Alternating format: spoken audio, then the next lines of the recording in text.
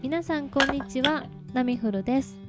今回はお父さんが手作りした焚き火ハウスでのんびり焚き火をします。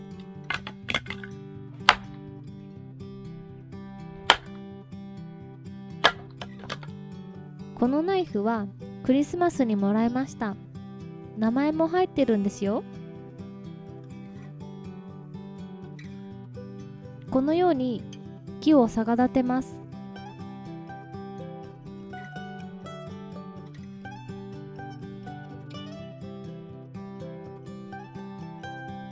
これが焚き火ハウスです。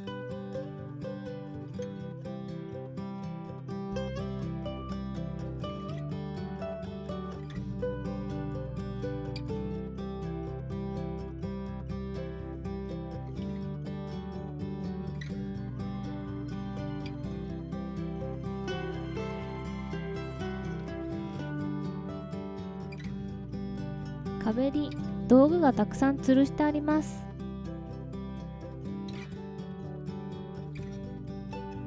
それでは火を起こします。ここからはのんびりと焚き火の様子をご覧ください。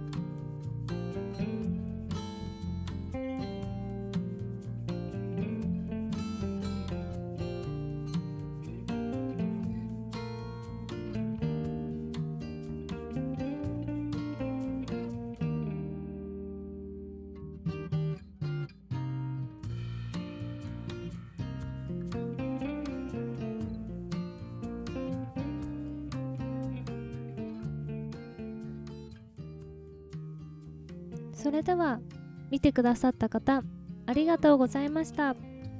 Thank you for watching。 ナミフルでした。またね。